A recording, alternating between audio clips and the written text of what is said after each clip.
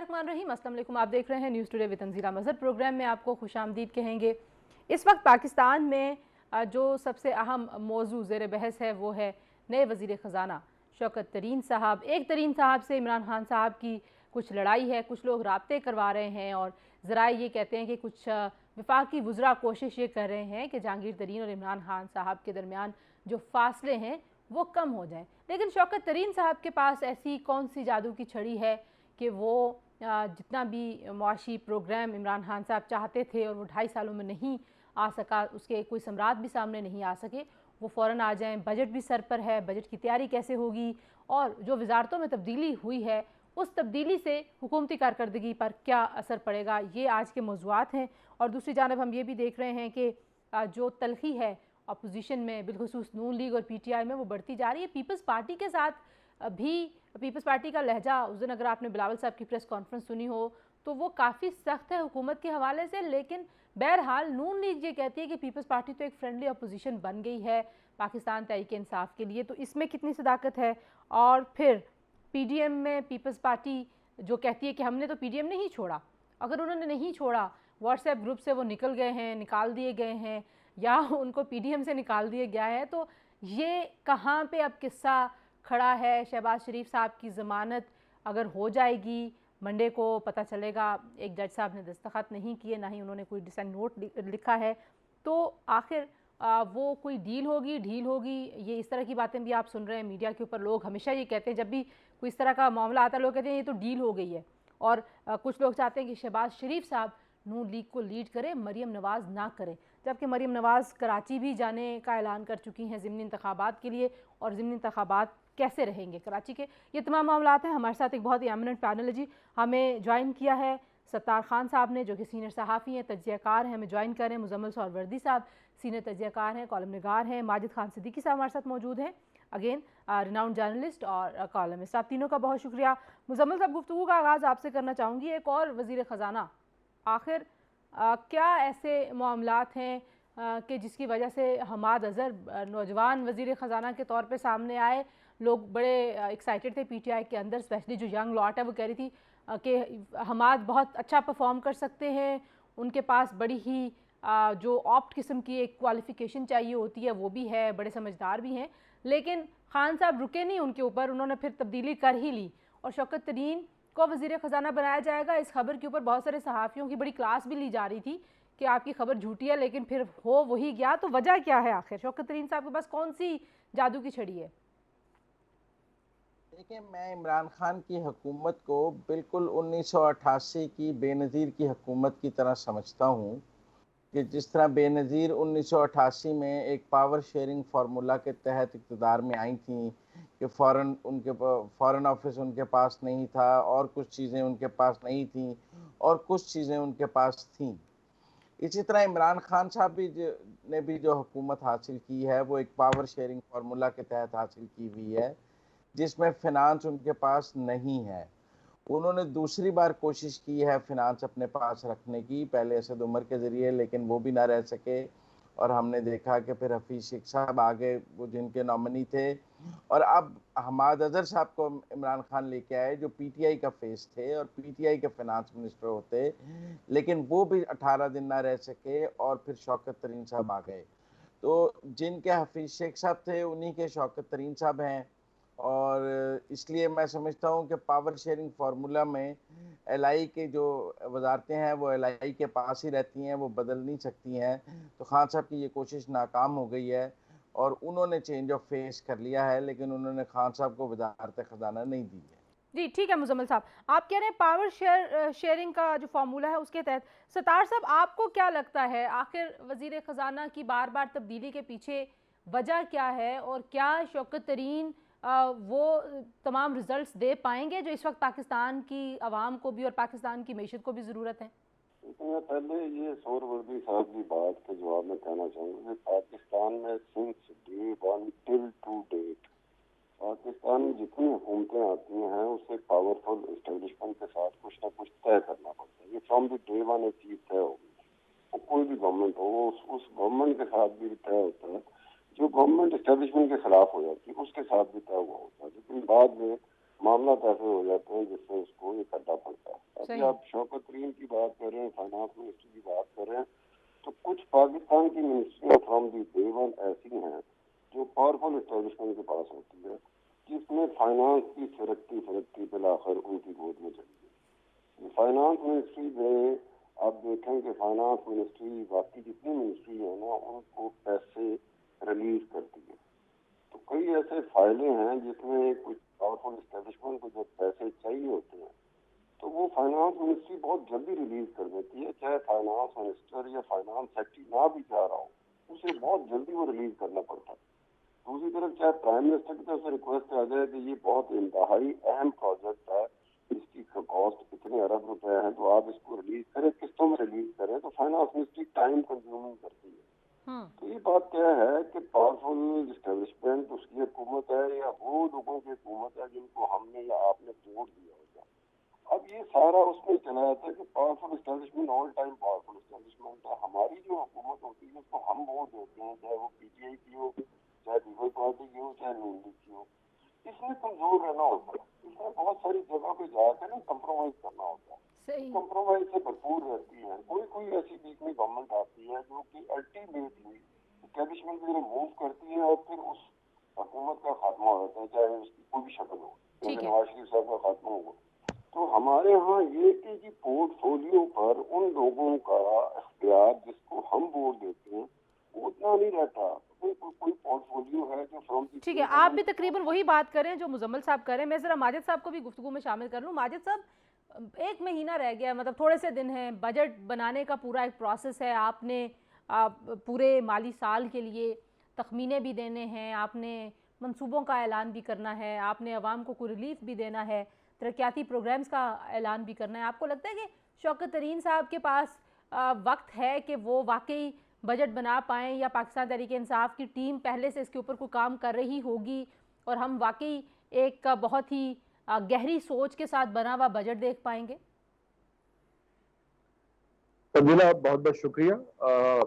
मेरे नुक्ता नज़र से मेरे हिसाब से ये डिबेट ही इर्रेलेवेंट है कि पाकिस्तान में कौन वज़ीर ख़जाना है, वो हमाद अज़हर है या वो शौकत तरीन है।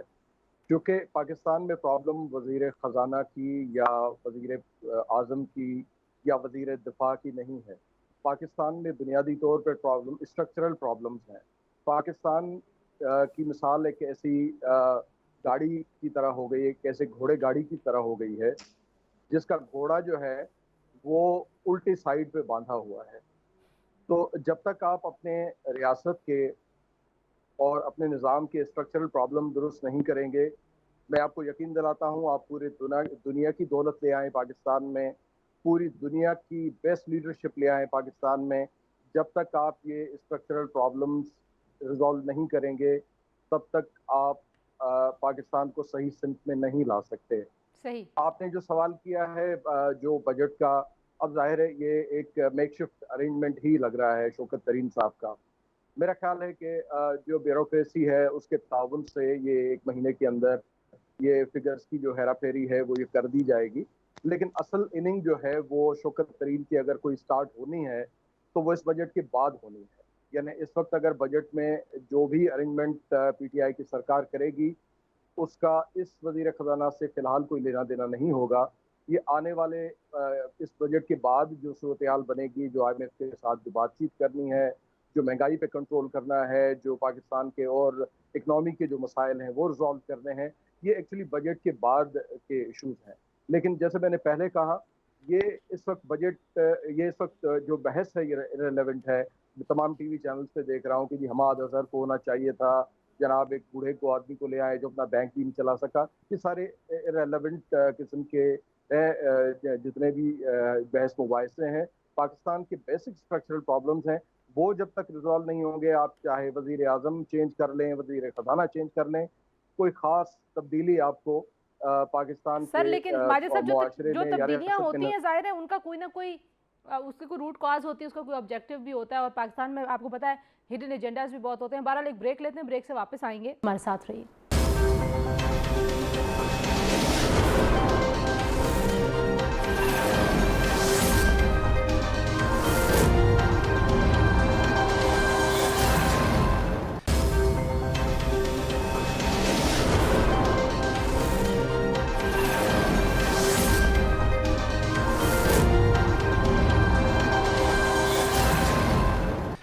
प्रोग्राम में एक बार फिर आपको खुशामदीद कहते हैं।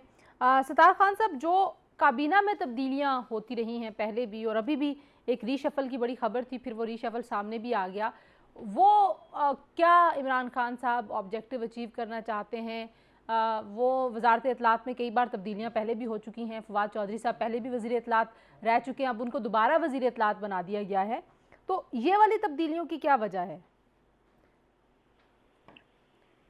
ये जो लॉ जो होता है, कानून जो होता है, जो किसी चीज की निगरानी करता है, तो कैबिनेट फॉर्मेशन के लिए भी कानून ये कहता है कि 11% पार्लियामेंट की स्ट्रेंथ का आप कैबिनेट में जा सकते हैं। अब कैबिनेट फॉर्मेशन के बारे में अमूमी तौर पर तासुर है पूरी दुनिया में, पाकिस्तान को निकाल के, कि कैबिनेट फॉर्मेशन उस वक्त होती है जबकि पहली कैबिनेट से आप मुस्तफीद नहीं हो पाते, आपका एतमाद नहीं रहता, या लोगों का एतमाद नहीं रहता, या पार्लियामेंट का एतमाद नहीं रहता। क्योंकि कुछ ममालिक में पार्लियामेंट से कॉन्सेंट लेनी पड़ती है कैबिनेट की, पाकिस्तान में ऐसा नहीं होता। अब होता ये है कि आपको ये बताना पड़ता है, पाकिस्तान में ये रिवाज नहीं है, आपको ये बताना पड़ता है कि मैं वज़ीर आज़म जो कि कैबिनेट को लीड कर रहा होता है, उसे कहना पड़ता है कि जनाब मैं इनकी कारकर्दगी से मुतमईन नहीं था, या जो रीशफलिंग होती है कि एक वजारत दूसरे को दे दी जाती है, तो ये जो वजारत दूसरे को दी गई है, उस जो वजारत थी उसको भी तो कोई और वजारत मिल जाती है। बंदा उनसे क्या पूछे कि जनाब ये फलाना पोर्टफोलियो था, फलानी वजारत में सही तरह नहीं चला सके, तो आपको क्या उम्मीद थी कि फलाना पोर्टफोलियो या फलानी मिनिस्ट्री ये अच्छी तरह चला लेंगे? तो ये होती है। उसके बाद होता है कि रीशफलिंग का मतलब ये होता है कि खुद वजीर आजम जो है उसकी परफॉर्मेंस, कारकर्दगी वो मुतमईन नहीं रही, क्योंकि बहरहाल at the end of the day जो सरबराह होता है वो वजीर आजम होता है। वजीर आजम को मानना पड़ता है कि ये नलायक बंदे मैंने लाया था। चलें, ठीक हो गया। आप कह रहे हैं कि अगर आपने किसी की कारकर्दगी की बुनियाद पे उसको हटाना है तो फिर उसको एक और वजारत। मुजम्मिल साहब, पहले तो ये बता दें कि वाकई ये कारकर्दगी की बुनियाद पे तब्दीलियां हुई हैं कैबिनेट में या होती रही हैं माजी में भी? नहीं, ये परफॉर्मेंस बेस्ड नहीं है, ये स्ट्रेटेजिक बेस्ड है, नीड बेस्ड में है। इसमें कौन सी स्ट्रेटजी है? से ये स्ट्रेटजी तो ये है कि मेरा मतलब फवाद चौधरी को वापस लाएं, और उनके ख्याल में वो शिबली फराज से ज़्यादा अग्रेसिव हैं। हालांकि शिबली फराज ने काफ़ी अग्रेसिव होने की कोशिश की, लेकिन वो फवाद चौधरी जितना अग्रेसिव नहीं हो सकते। उनके जुमलों में वो काट नहीं है, वो उस तरह अपोजिशन को रेडिक्यूल नहीं कर सकते जिस तरह फवाद चौधरी कर लेते हैं, उस तरह टाइमली हिट नहीं कर सकते, अग्रेसिव मोड में नहीं खेल सकते। फिर पीटीआई में एक मसला है, पीटीआई में जो वजीर वहाँ पे इतलात के बहुत थिंक टैंक्स हैं। मतलब आप देखें, सेनेटर फैसल हैं, वाईबीएम हैं, शहबाज गिल हैं, फिरदौस आशिक अवान है, ये सब खुद को मीडिया एक्सपर्ट्स कहते हैं। एक इंफॉर्मेशन मिनिस्टर इनमें हॉस्टेज होता है कि वो इन सबको जवाब दे है टेक्निकली, इसलिए किसी एक का ज्यादा देर टिकना मुश्किल भी हो जाता है कि आप कितनी देर कटहरे में खड़े हो सकते हैं। लेकिन फिर भी फवाद चौधरी, फिरदौस आशिक ने तो कहा है कि वो जब से गए थे वापस आना चाहते थे, और वो जब गए भी थे तो उनकी अरशद खान से लड़ाई की वजह से गए थे। उस वक्त अरशद खान ब्लू वाइट थे, अब अरशद खान गेम में नहीं है, तो उनकी वापसी हो गई है। कुछ जहांगीर तरीन फैक्टर में भी फवाद चौधरी को इस वक्त खुश रखना जरूरी था। तो मेरे ख्याल में ये स्ट्रेटेजिक और नीड बेस्ड है, इसको आप परफॉर्मेंस से लेकर ना लिंक करें। ये सियासी जरूरत है, स्ट्रेटेजी है, परफॉर्मेंस से कोई ताल्लुक नहीं। ठीक हो गया। अच्छा, आपने जहांगीर तरीन की बात की है। माजिद साहब, जाहिर है आप गहरी निगाह रखे हुए सारे हालात और वाक़यात पे, तो जहांगीर तरीन साहब के हवाले से बहुत ज़्यादा दावे हैं कि उनके पास एक फॉरवर्ड ब्लॉक है। जाहिर है उनके साथ लोग खड़े हुए, प्रेस कॉन्फ्रेंस में भी खड़े हुए, इशाइये पे भी गए, अदालत में भी आए, फूल भी उन पर बरसाए गए और सारा कुछ हुआ। तो कितने ख़तरनाक हो सकते हैं जहांगीर तरीन साहब हुकूमत के लिए? जहांगीर तरीन साहब उस वक्त तक खतरनाक नहीं हो सकते जब तक के कोई सिग्नल ना हो। जहांगीर तरीन के साथ लोग मौजूद हैं। आज ही मैं राजा रियाज की एक स्टेटमेंट पढ़ रहा था जिसमें उन्होंने अल ऐलान वज़ीर आज़म का नाम लेके कहा है कि वो उनको मार्जिनलाइज ना करें, अदरवाइज के नुकसान हो सकते हैं। तो लोग तो उनके साथ हैं, जो उनके चाहने वाले हैं, वो पंजाब में भी हैं, फेडरल गवर्नमेंट में भी हैं, अता के बुज़दार जो कैबिनेट हैं उसमें भी लोग जो हैं वो अलल ऐलान इस वक्त जहांगीर तरीन की तरफदारी करते नजर आते हैं। लेकिन जहांगीर तरीन की जो भी सिलसिला जो फ्यूचर में बनेगा इमरान के साथ अगर सुलह होती है या कोई लड़ाई की कैफियत बनती है, तो ये दोनों सूरतों में कहीं से कोई कोई इम्पोर्टेंट सिग्नल जब तक जहांगीर तरीन और उसके ग्रुप को या उन तमाम लोगों को जो पीटीआई सरकार से नाराज हैं, उनको जब तक वो सिग्नल नहीं आएगा तब तक वो कोई भी इंतहाई कदम नहीं उठाएंगे। अच्छा, मैंने ब्रेक की तरफ जाना है। जी जी, मैं मुजम्मिल से जरा जल्दी से पूछ रहा हूँ। मुजम्मिल साहब, वाकई कोई विफाकी वज़रा कोशिश कर रहे हैं जहांगीर तरीन और इमरान खान साहब की सुलह कराने की? सुलह तो नहीं हो सकती, सीज फायर की जरूर कोशिश हो सकती है, सुलह नहीं हो सकती। हालांकि जितना गैप आ गया है सियासत में, इसके बाद सुलह नहीं होती, सीज फायर होता है।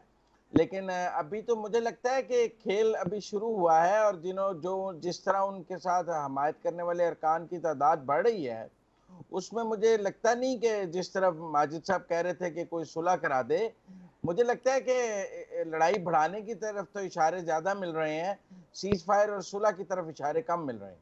जो हमने अगला एक मामला डिस्कस करना था आज के प्रोग्राम में, वो है पीडीएम।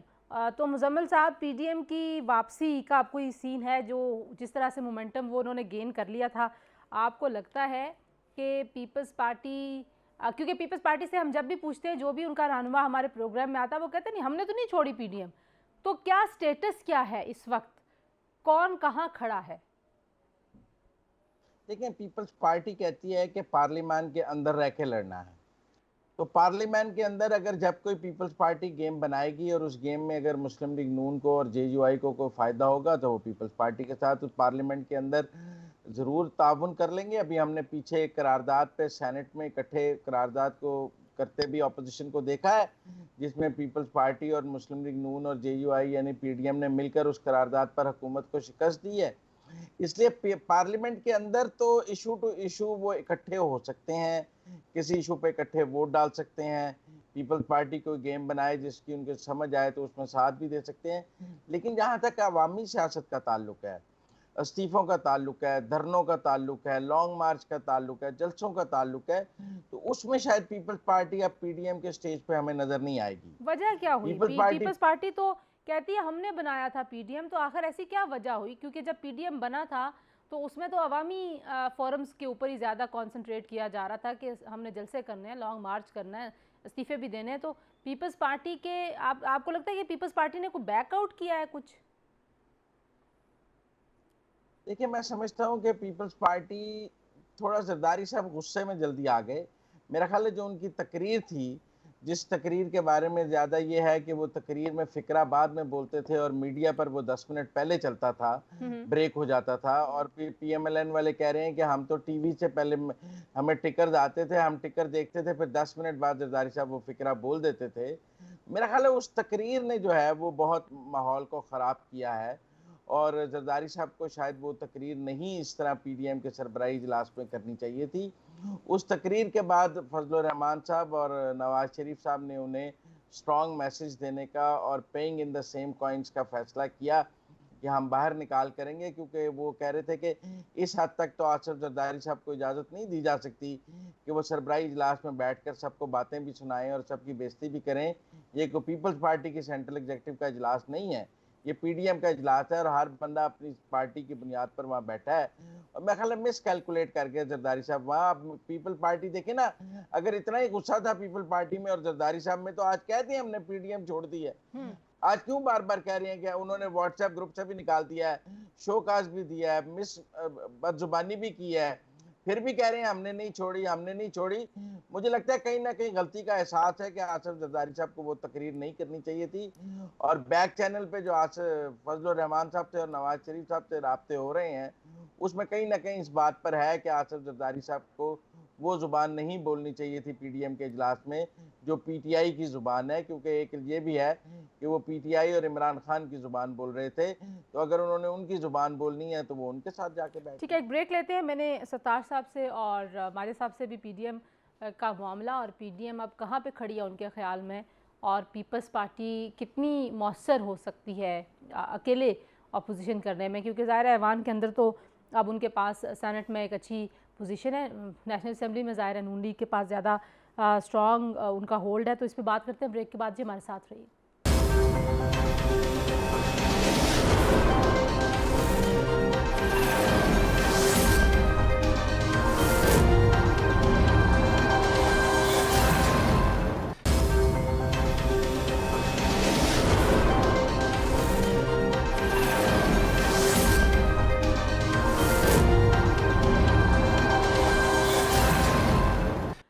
प्रोग्राम में आपको एक बार फिर खुशामदीद कहते हैं। हम बात करें इस वक्त की जो सियासी सूरत हाल है, ज़ाहिर है उसमें एक ठहराव आ गया जब से पीडीएम कमज़ोर हुई है। बहुत सारे सियासी मुबस्सरीन, तज्ज़ियाकार ये समझते हैं कि हुकूमत को तक़वियत मिली है। सत्तार साहब, आपके ख्याल में इस वक्त पीडीएम का क्या स्टेटस है? पीडीएम कहाँ खड़ी है और क्या पीपल्स पार्टी और पीडीएम दोबारा इकट्ठे हो सकते हैं? एक बात है, मीडिया में रहते हुए हमको बहुत सारी जो इनसाइड होती है उसकी इंफॉर्मेशन नहीं होती। वो इंफॉर्मेशन जिसको कहते हैं ना, इनसाइड इंफॉर्मेशन, वो उसके मामले में भी मीडिया बहुत पीछे रह गया। प्रिंट की हद तक मैंने देखा था कि जब प्रिंट था, टीवी चैनल नहीं थे, तो मीडिया पर्सन के पास इंफॉर्मेशन होती थी, लेकिन ज्यादा इंफॉर्मेशन नहीं होती थी। टीवी चैनल वजह से आपको हर चीज तज्जिए की शक्ल में आपके सामने आती, फिर तज्जियों में से आप अपना तज्जिया निकालते हैं। ये नहीं होता कि आपके पास हार्ड कोर या इनसाइड इंफॉर्मेशन, सॉलिड इंफॉर्मेशन ये मीडिया पसंद बैठे हैं, इनको पता है इंफॉर्मेशन कैसे किसको है, वो सॉलिड होती है और उसको आप प्रूफ के तौर पर अदालत में साबित कर सकते हैं। अब जहाँ तक ये पीडीएम का है, अपोजिशन के अलायंसेज जो पाकिस्तान में बनते हैं ना, उसकी बुनियादी वजह ये होती है, पहले दिन से लेकर आखिरी दिन तक जो पहला अलायंस बना था हुसैन शहीद सोहरवर्दी ने बनाया था, जिसमें शेख मुजीबुर रहमान जो थे ना अल्टीमेटली डोमिनेट कर गए थे, जो पॉपुलर पॉलिटिक्स की पॉपुलर पॉलिटिक्स में शेख मुजीबुर रहमान पाकिस्तान की तारीख का पहला बंदा था जो पॉपुलर पॉलिटिक्स की तरफ गया था। अब दूसरे अलायंस से लेकर आज तक जितने अलायंस बनते हैं, अब अलायंस में जो जमातें होती हैं उनका आपस का जो मामला होते हैं वो ठीक नहीं होते बुनियादी तौर पर। मतलब कि बुनियादी तौर पर कई मामलों में आज भी पीपल पार्टी और नून लीग आमने सामने खड़े हैं। अब ये बुनियादी तौर पर जब ऐसी सूरत हाल है, एक अलायंस का आप इफेक्टिवली कैसे हिस्सा बन सकते हैं, जबकि आपके दरमियान बहुत सारे बुनियादी मामला में इतनी बड़ी दराड़ है जितनी हो सकता है आपकी हुकूमत के साथ ना हो, और सबकी तौर पर आपने उसको छुपाया हो कि यार से लाल हमें इमरान खान से निपटने इनकी हुकूमत को सारे कर दें, फिर बाकी चीजें बाद में देखी गई। ऐसा नहीं होता। अगर आपने बैठना है, एक अलायंस बनाना है, तो कुछ चीजें कुछ वक्त के लिए तय कर दी जाती है कि यार इस बात के ऊपर हमारे दरमियान तय हो चुका है। अब एक जगह ये होता है कि पीडीएम में एक नून लीग एक खास रिश्ते से आगे चली जाती है, जिसमें वो जनरल समर जावेद के बाजवा का नाम लेते हैं, नवाज शरीफ साहब, और जनरल ये जो डिप्टी डीजी ISIS का नाम लेते हैं। अब वो उनके लिए बाकी जो बड़ी पार्टियां उनके लिए एक अकंडे की बात होती है कि यार हमसे तो शेयर नहीं किया गया, इन्होंने हकीकत कह दिया। अब इस तरह से होता है कि दूसरी मरतबा ये होता है कि जो पीपल पार्टी होती है वो कुछ मामला में ऐसी चीजें करती है जिससे वो एतमाद में नहीं किया होता बाकी हिस्सों को। अब बाकी हिस्सों को उनसे एतराज हो जाता है। अब इस तरह से जब चीजें चलती हैं तो अलायंसेज में आप देखें कि पाकिस्तान की तारीख की सबसे बड़ा जो अलायंस बना था वो इलेक्टोरल अलायंस था, जो बाद में एजुकेशनल अलायंस बन गया। PNA की पाकिस्तान नेशनल अलायंस की 77 में भुट्टो के जो अब वो इतनी कामयाब करेगा अलायंस था पाकिस्तानी तारीख का, लेकिन जब ज़ियाउल हक की हुकूमत आई तो वही अलायंस के लोग थे जो ज़ियाउल हक एक कैबिनेट आएगा, ज़ियाउल हक की 5 कैबिनेट बनी थी, उनमें से एक कैबिनेट में जो पाकिस्तान नेशनल मूवमेंट PTM जो थी अलायंस में था, उसके मेंबरान थे, जमात इस्लामी के भी थे, JUI के भी थे। लेकिन जब जुल्फ़िकार अली भुट्टो को फांसी होती है तो अगले ही दिन आपने बड़ी अहम बात की। आपने कहा जी कि बुनियादी दरार अपनी जगह पे, उन्होंने कहा बाकी मामलात बाद में देख लेंगे।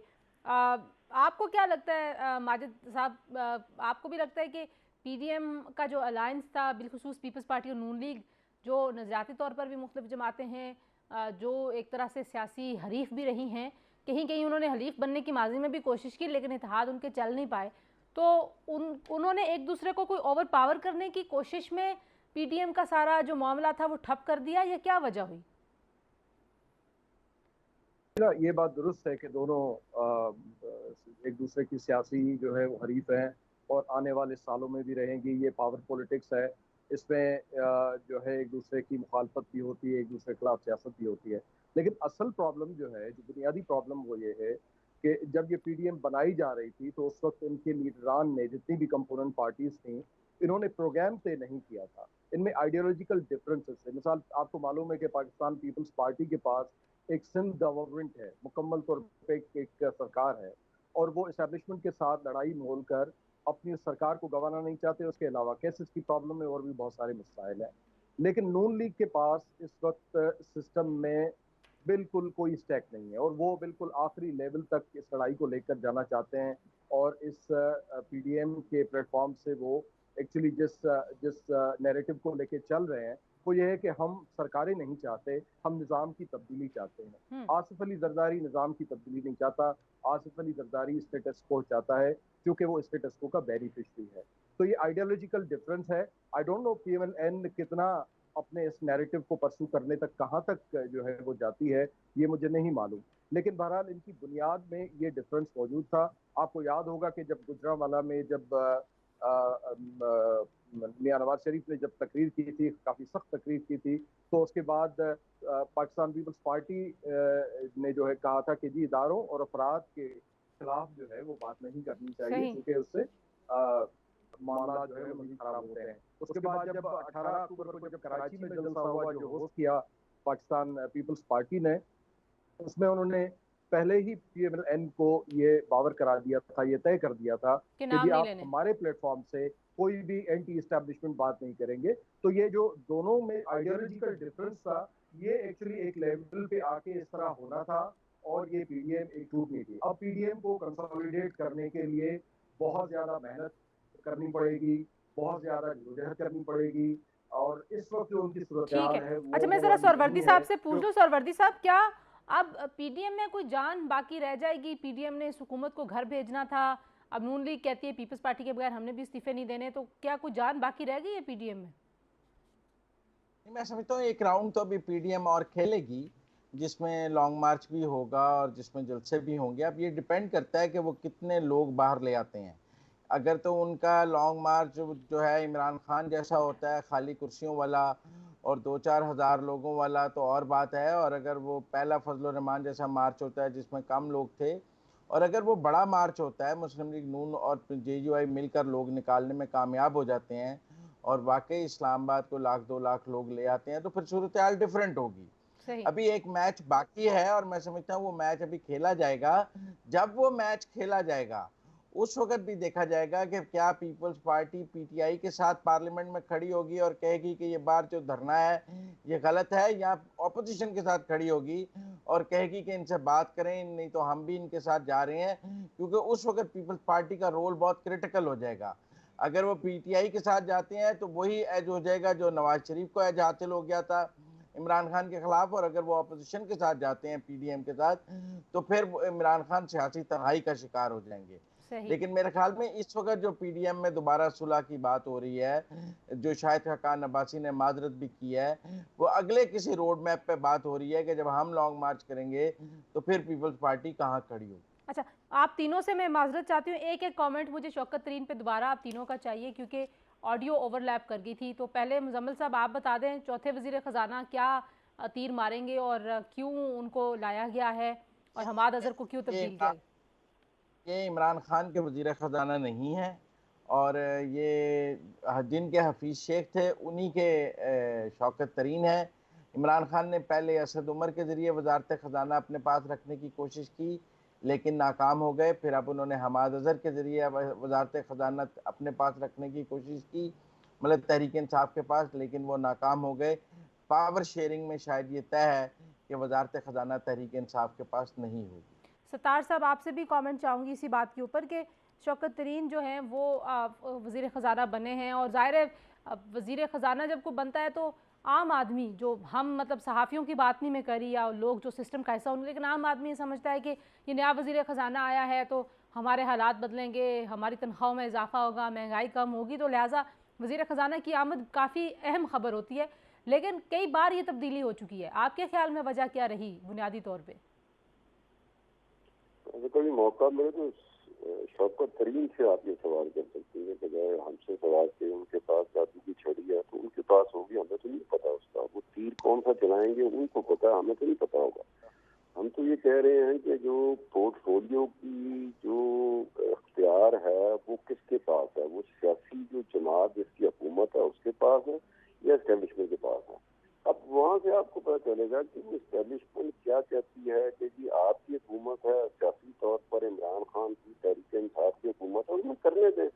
वो 5 साल में अगर बेड़ा गर्क करेंगे तो 5 साल बाद जब इलेक्शन होंगे तो लोग वोट नहीं डालेंगे। लेकिन उससे पहले कि एस्टेब्लिशमेंट की वजह से ये साहब जो इमरान खान साहब पाकिस्तान में खैर वज़ीर आज़म एस्टेब्लिशमेंट की मर्जी के बगैर आज तक कोई नहीं बना, ये बात भी अपनी आप तय है। लेकिन जब वो बात उसकी हुकूमत बन जाती है तो कम अज कम फाइनेंस मिनिस्ट्री वगैरह ऐसी मिनिस्ट्रियाँ हैं जो बड़ी अहम होती हैं, वो तो कम अज कम उस जिस सियासी जमात की हुकूमत है उन्हें अपना बंदा लाने दे। एस्टेब्लिशमेंट बीच में खाम में बीच में आगे के चूंकि हमारी वजह से आप यहाँ पर बैठे हुए हैं, तो ये जो बंदा है इम्पोर्टेड आदमी है, बाहर से मंगवाया गया है, जिसका सियासत से तो ताल्लुक ही नहीं है। शौकत तरीन साहब का सियासत से ना अलिफ से ताल्लुक है, ना बे से ताल्लुक है, ना पे के साथ ताल्लुक है। वो बहुत अच्छे बैंकर होंगे, बहुत अच्छी इकोनॉमी जानते होंगे, लेकिन वो सियासत के साथ उनका ताल्लुक कोई नहीं है।